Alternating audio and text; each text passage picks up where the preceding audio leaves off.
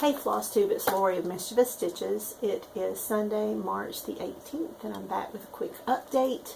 I have a little bit of stash, a start, a finish, lots to tell you. It's going to have to drag out the next couple of videos, so let me just jump right into it. Got a little bit of stash, got a little bit more than this. Like I said, my phone only allows me to do about 30-35 minutes, and I could drag this one out to over an hour if my phone would allow it, so I'm going to break it up. One of my favorite Flosstubers is Michelle of the Stripe Rose, and she showed in her video before last a Sheepish Antiques sampler called Mary Tillinghast.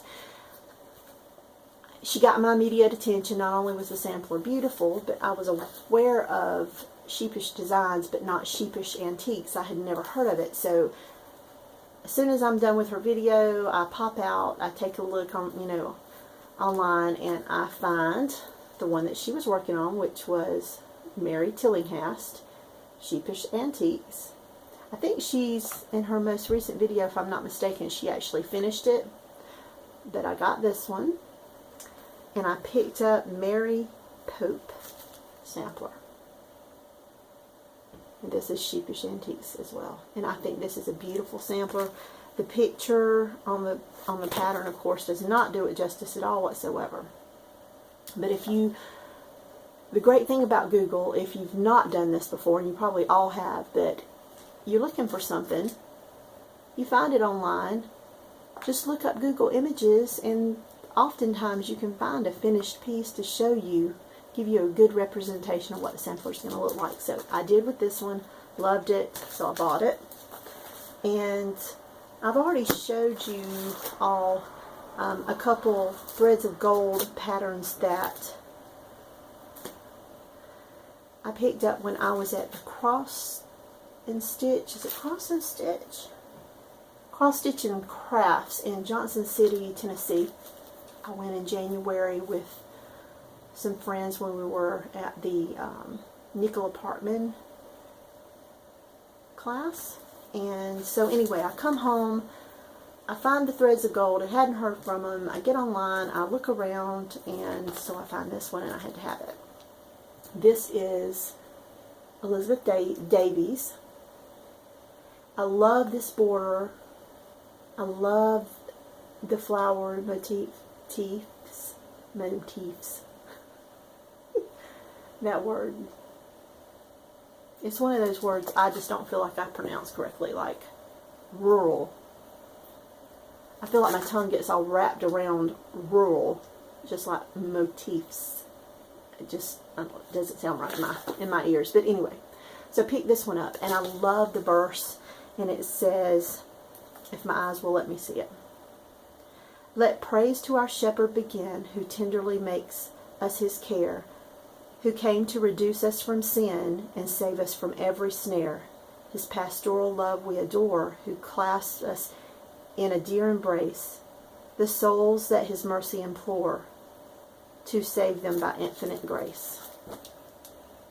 That last verse, here it is, we are in the season of Easter, to save us by his infinite grace. So I brought this one home, or had it mailed to my home. And I had been watching a lot of Flosstube. I had not been commenting like I have in the past, but a lot of that is because I'm doing it up here in my stitch room on the TV. And to comment, I would have to keep my phone in my hand, and at the time, you're stitching. So sometimes I try to go back when I have a moment, maybe before bed, if I'm laying in bed, grab my phone, try to make comments on the videos I've watched that evening. Sometimes I get to it, sometimes I don't, but I'm still watching. I did see a new Flosstuber, and unfortunately I cannot remember her name. I can picture her face in my mind. She's from up north, because it's still snowing where she's at. I just watched one of her recent videos. But anyway, I'll mention her later. She showed this Blackbird book, Home for the Holidays, and I'm scatterbrained. That's right. So she showed this sampler, which when it first came out, I missed the boat. I didn't get it. I don't know why. And then I start seeing everyone stitching it. And by the time I decided, hey, I want to get this, it's out of print. So when she showed this flip through, and she showed that it's in it, I went right out as soon as I finished her video, bought it, and now it's home with me. And thanks to Linda Jo, the stockings have gotten my attention. So these would be so awesome to stitch up. I don't know about you all, but I don't like to, if I'm stitching a piece that's only this big and this is my piece of fabric, I keep all this. Some people don't, some people do, but I know that I can stitch smalls on the other piece. So I've got lots of remnants from things I've stitched that I'm sure that I can stitch these on. So I just love these. So thanks to Linda Jo, she's enabled me to want more of these. And I also got these two, which is thanks to Emily C.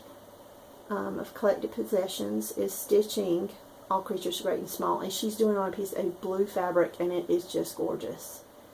I don't know that I will stitch it on the blue fabric, but I do love how hers is turning out. And the more I've seen others working on this and seeing their progress pictures, I bought that one. And then this big girl. Now, this motif with the swan is one of my favorite portions of this pattern.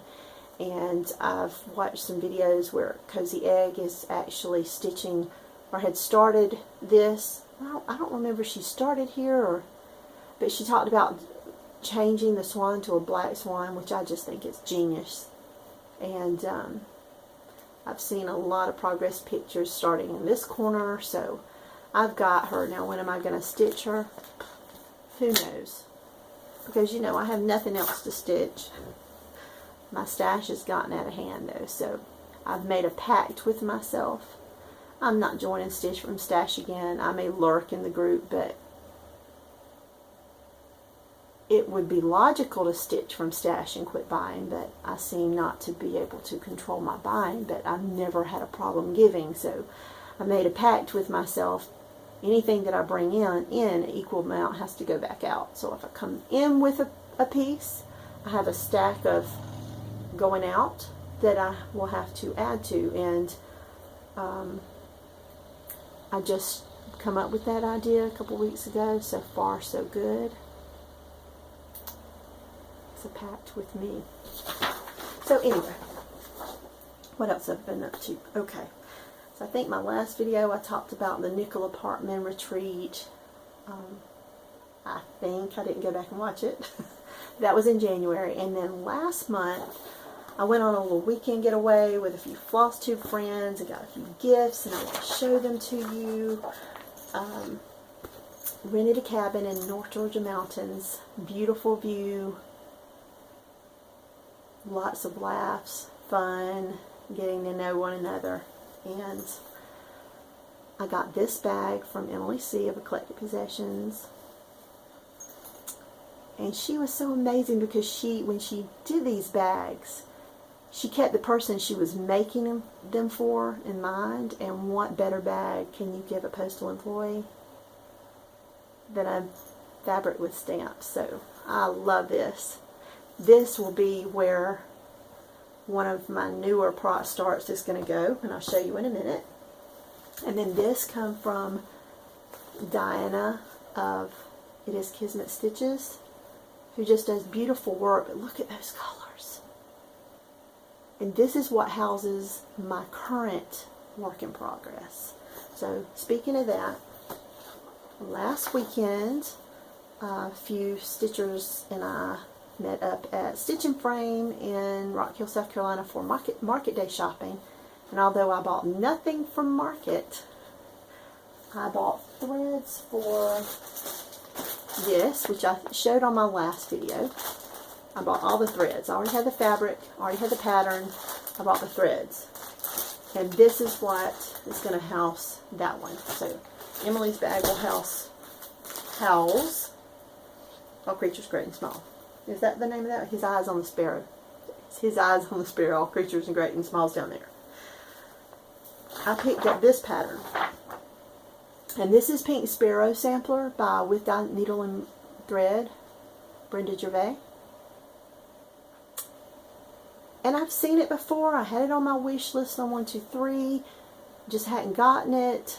I do love muted tones. I love rich tones.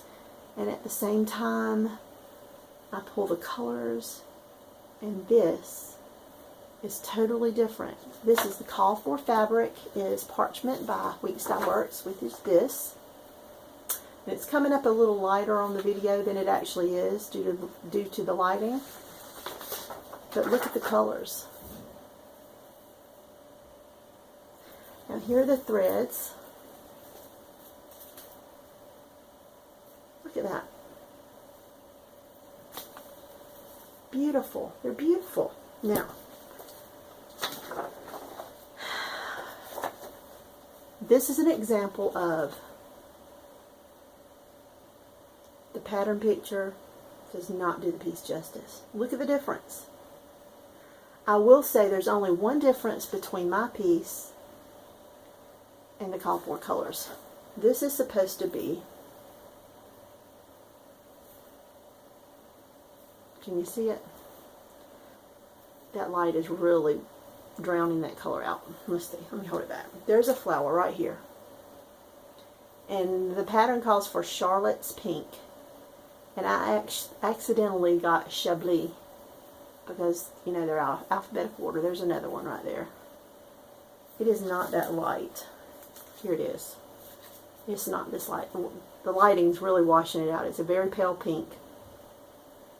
More like a baby girl's room pink.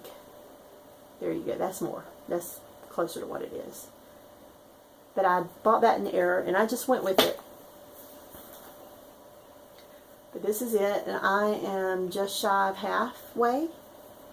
And yes, I started it last weekend, and yes, I'm moving really fast, and no, there's no dust on my needle. I have stitched on it every day. But I have been hermiting away in my stitch room on the weekends when I'm not working. I have been right here enjoying some quiet time. So anyway, that is my newest start.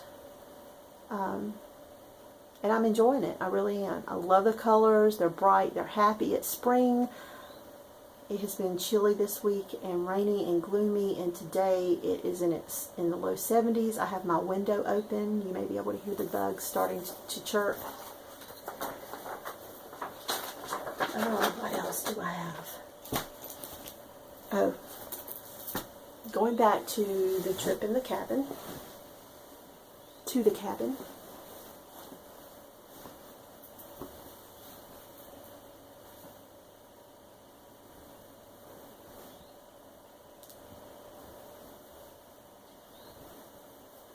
this was gifted to me by Diana of It Is Kismet Stitches. I've made some little wall hanging quilts. I have made a jelly roll quilt top, not quilted, just the top. I know what kind of work goes into this.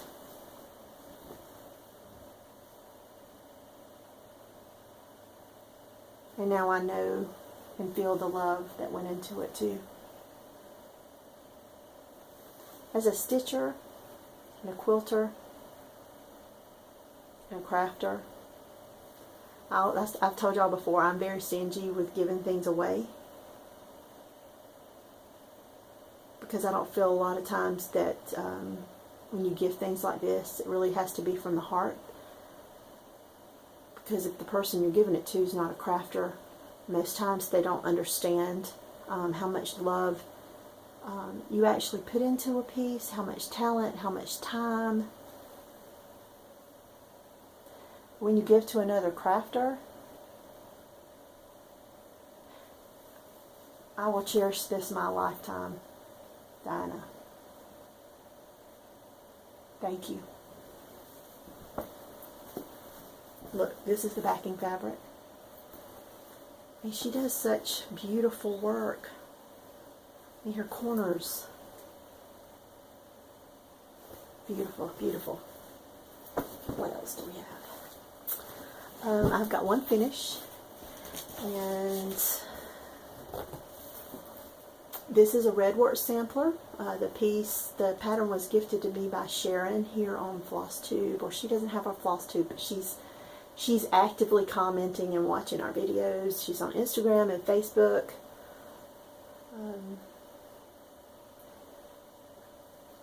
We were challenged by my sampler guild to start a redwork sampler this year.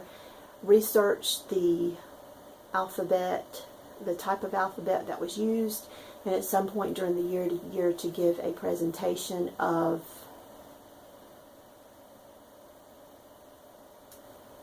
about that alphabet, and to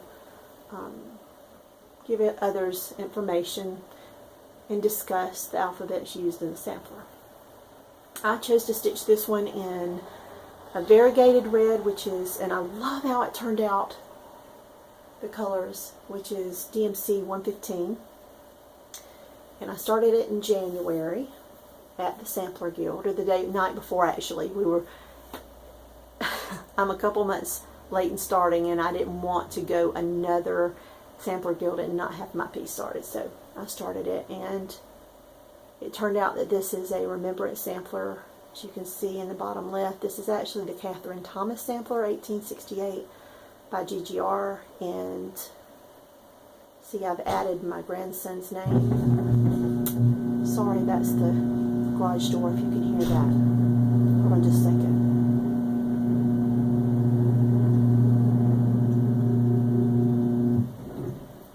Anyway, and those are my grandson's dates. I don't want to be a downer, so anyone that gets upset easily may want to check out at this time, and I understand. And I'm going to talk slow and keep myself in check. But my grandson passed away on the 22nd of January. And so this redwork sampler turned into a remembrance sampler for him. And it was my way of, stitching was my way to help me through some hard days. It was unexpected. I got the call leaving work that afternoon, went right to the hospital, and he was already gone.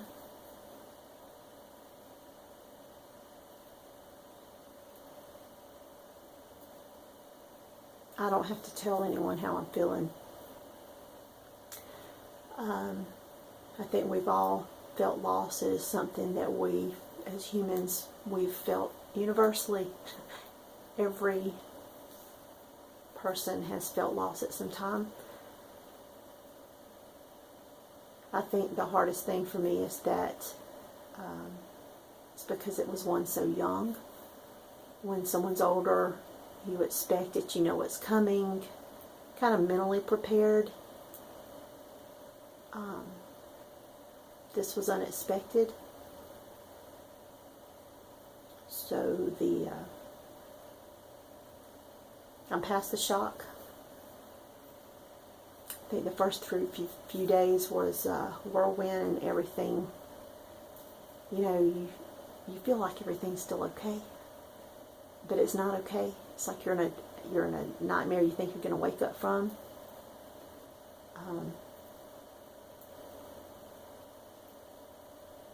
And you can still see the sun, and then night settles in. So I know there's like stages of grief, and I have no idea what those stages are. But I've went through the shock, and I've went through the anger, And right now I'm smack dab in the middle of just the missing. He was 20 months. He was here almost every weekend.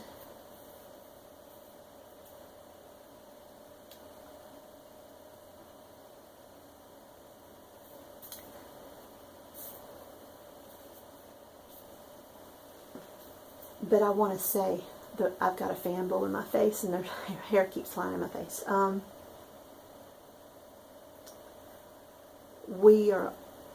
Many of us talk about how awesome this community is, and the love I felt with Jacob leaving and me having an empty nest syndrome here on Flosstube.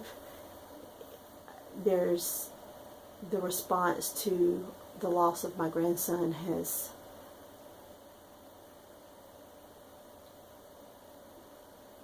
been very comforting.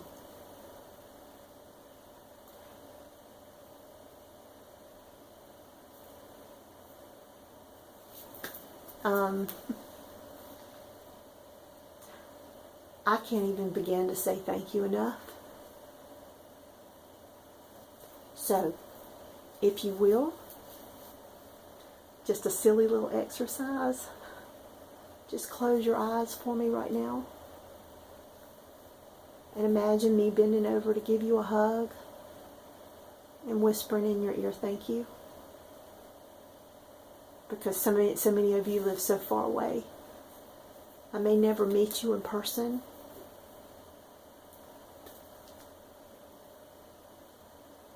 But just know I feel you. I feel the prayers and the love, and I thank you for it. And anyway, so until next time, I hope everyone has an amazing week. And hugs and stitches. Bye-bye.